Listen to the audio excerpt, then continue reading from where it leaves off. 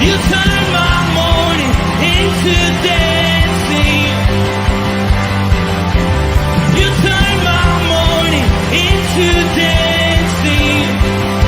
'Cause your love changes everything. Your love changes everything. Oh, there's something about your love. Something about your love changes everything in my body. Oh, something about your love. Something about your love changes everything. It changes everything. Something about your love. Something about your love changes everything. It changes everything. Something about your love. Something about your love changes everything. Changes everything. Something about your love. Something about your love changes everything.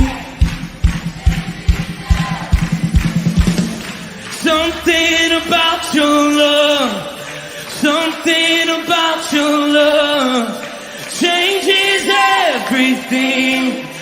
Changes everything. Something about your love. Something about your love changes everything. Changes everything. Something about your love. Something about your love changes everything. You turn my mourning into dancing. You turn my mourning into dancing. You turn my mourning into dancing. You turn my mourning into dancing. You turn my mourning into dancing. Something about your love. Something about your love changes everything. Good morning, Rooted Men. Pastor Tom, Firmly Rooted Ministries. Happy and blessed Monday morning. Wait, we had some thunderstorms this morning. That was interesting. But I love the rain, so I love listening to it and watching it. Thank you to Steve Jansen who came in and have any internet. I mean, we had internet in the building, but somehow the internet, the computer. But we got it back going again, and I was worried that we wouldn't be able to go live, but we. And also, I think that Bible study and Sunday's message, the service was. It was on. If you didn't get a chance to be a part of that, I encourage you to get back to look at that. We are looking at Colossians chapter 4. We're going to do one verse. Interesting, but we're going to get to that in just a second. Let's see who's on board. Good morning. Let's see. Isaac, good morning, men. Good morning, fellow brothers in arms. Chris, good morning. Kevin, good morning. Bert Reggiani, good morning. Steve Jansen, there he is. Good morning. Thank you very much. All right. Yeah, we got a lot of people on board. X's. All right.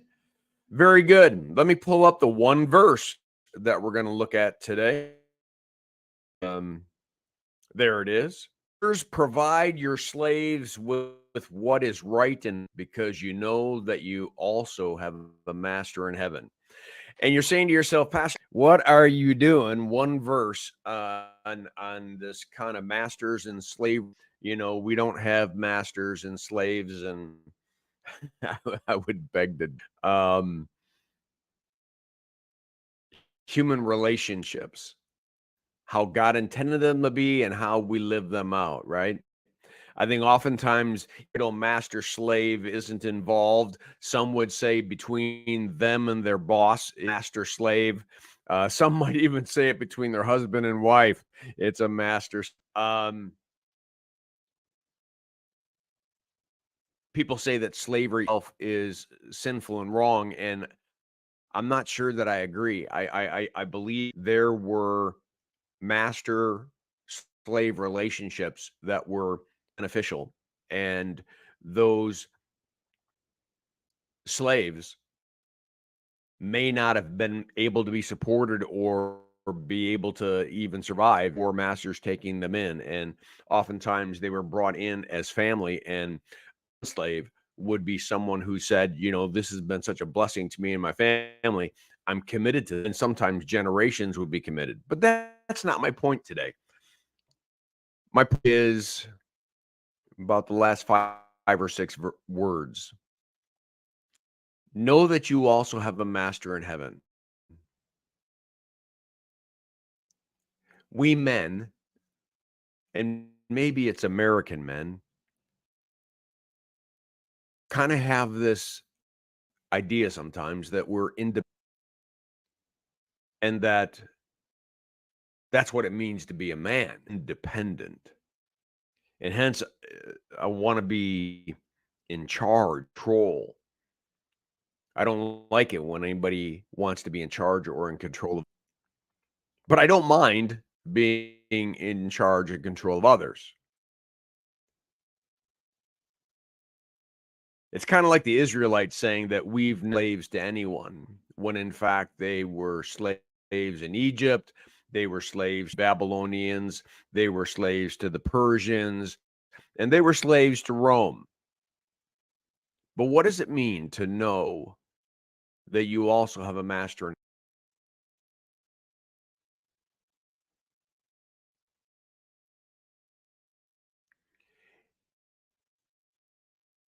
Right there in the middle of the Lord, we say, Father, forgive me of my trespasses as I forgive others.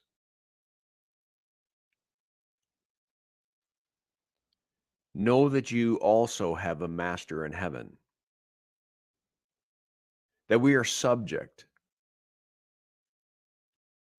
to the King of Kings and the Lord of Lords, the master of the universe, the one who speaks in the earth. We live in submission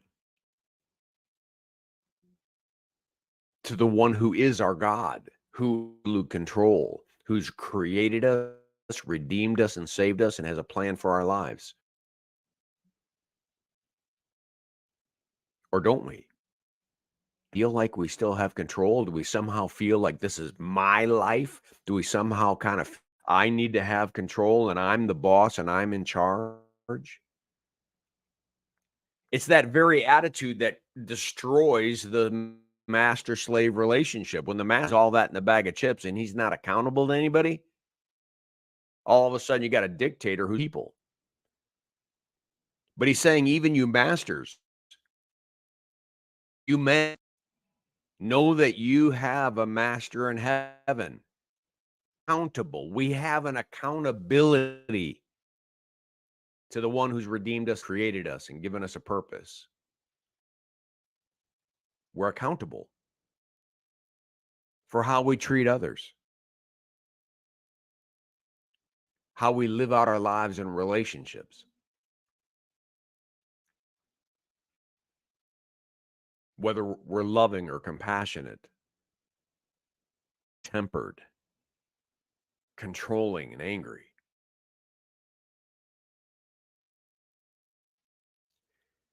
Maybe it suits us well on a Monday morning and meditate the fact that this week and every day we have a man who is the ultimate boss because we're his. We're not our own. We are not in control.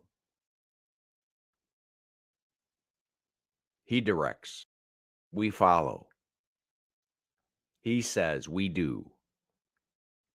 Maybe if we begin to remember that on a regular basis, we might treat others differently. We might be patient because God is with us.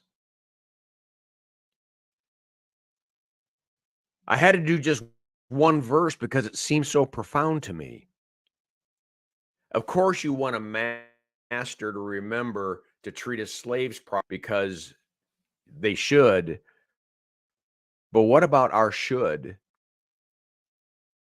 is because we too, as Paul says, we're either a slave to sin or we're a slave to our Savior.